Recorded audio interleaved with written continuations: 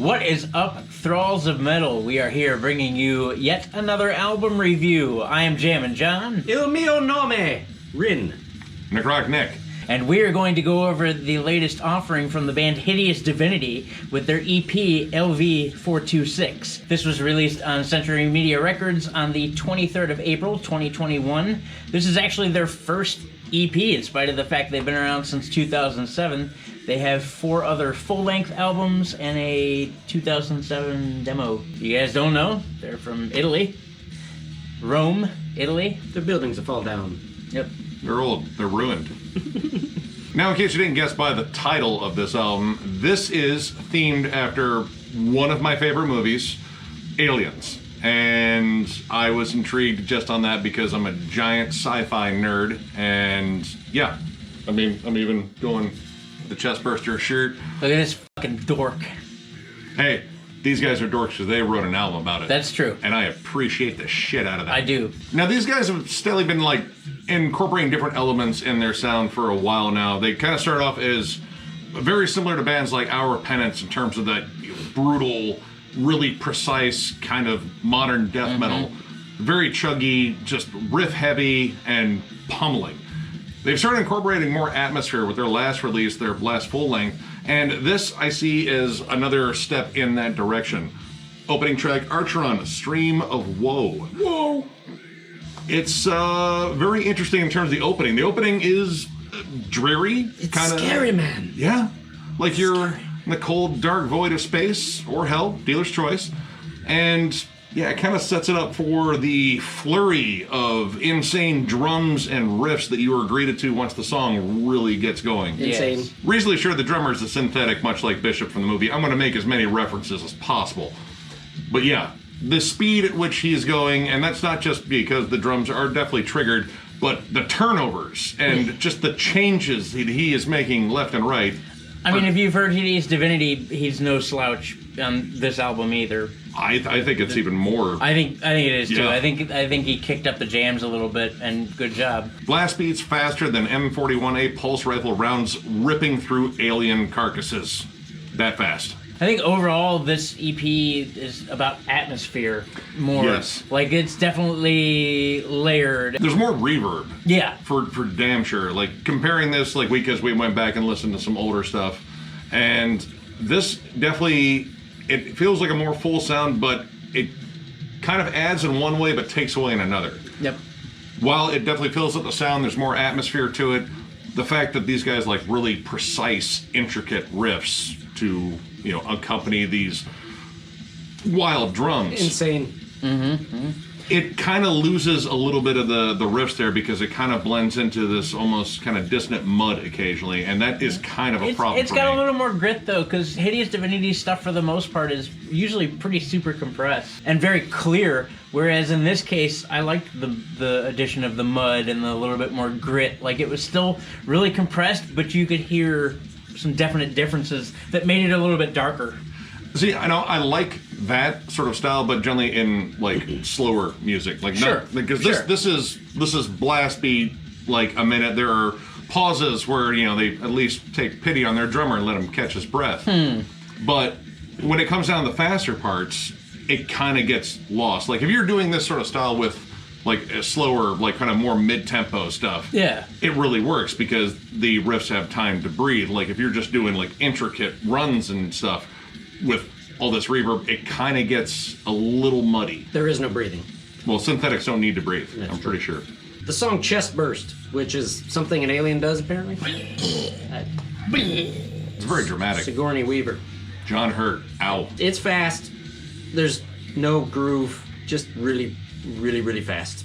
The drummer's mallets are moving 2,350 feet per second, which is the exact velocity of a 7.62 full metal jacket. And you should have a metal jacket when these guys are pummeling you about the head and neck. The dissonant tremolo that opens up the song, instantly I was kind of reminded of Nile. And, I mean, that's another band that plays very, very fast. And, well, I mean, you know, different theme. Aliens built the pyramids. They did. Ancient aliens that burst out of your chest. I wish I had the hair for that.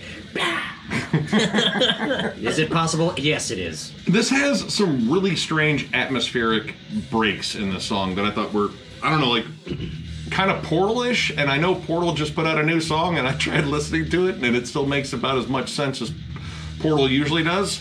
Aliens use portals to transfer themselves from galaxy to galaxy. That makes more sense than Portal's music. But this song, like, and actually it's kind of both of the original songs in here. The flow of these songs is very odd. It's essentially one section of blast beats and insane riffing with great vocals. I really like the vocals. I do too. I like how he jumps in on the accents and he has his own really cool cadence that's very dramatic. But it's essentially a section of blast beats and then a nice little atmospheric break again because they don't want their drummer to die. If he is actually human. I don't think he is. And then back to another section of blast beats. I like the added atmosphere, but I will say that it's missing that groove because it's apparent on all the other records. Yeah. You definitely get some groove and syncopated chugs and something to turn into a song, whereas this is just blurs of technical riffing, which is impressive in its own right. Very impressive. It's a good thing. I love Hideous Divinity, but yeah, I have to say, I mean, I do like the fact that the bass is up in the mix now because it kind of fills out another layer. Stefano killing the bass, dude. Good job. But yeah, again, you know, the songs just seem like kind of a blitz. Like they just come in and slap you stupid, take a break, and then slap you stupid again. Which, you know, that's awesome for death metal, but I kind of wanted like a little bit more like distinct parts in here. That was kind of the thing. Probably the most memorable thing I like on the song, and it's not a knock against the song, is the fact that they chose such a cool sample because you had to sample aliens. You had to. And they chose at the very end of this song to use the soundbite where they find the chick all glued to the wall by all the alien snot. And as soon as they lift her head, she opens her eyes and, kill me. You know, great stuff. I like the fact that they used just that soundbite, and that's the only real soundbite, I believe, from the film. Yep. So that is pretty cool. The other track is an odd choice, and I never thought I would see these guys make this cover. It was even before I saw the track listing and the fact, actually, that there were only 3 songs. Delirium Trigger is a Coheed and Cambria cover. It's different. I mean, all right, that is a band that is so far removed from Hideous Divinity. I was very curious as to what their take would be on it, and their take was pretty much make it a Hideous Divinity song. And that is pretty much it. Outside of like some of the slower sections where there are those more distinct melodies, yes, it's a Hideous Divinity song. Pretty much, yeah. Yep. With more song structure than the previous songs. Right, exactly. It sounds like an actual song. Yeah.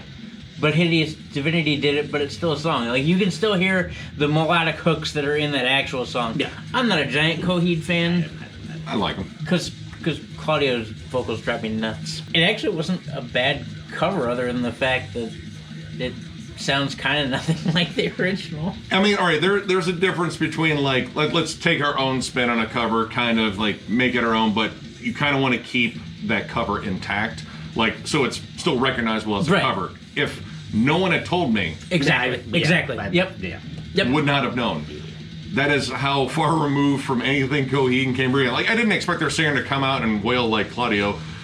No one does that except for Claudio and Geddy Lee. Yes. But, you know, it isn't even like the vocals. It's essentially the approach to the music. Like, as soon as they find a section where they can squeeze in a fiercely insane blast beat, believe me, they do it. Fast as synthetic limbs will allow. I was not expecting the super fast saloon jazz piano interlude in the song. I think that was kind of cool. It was pretty cool, but it was like, okay, now we're in a saloon. But there's Play it blast faster. beats. Play it faster.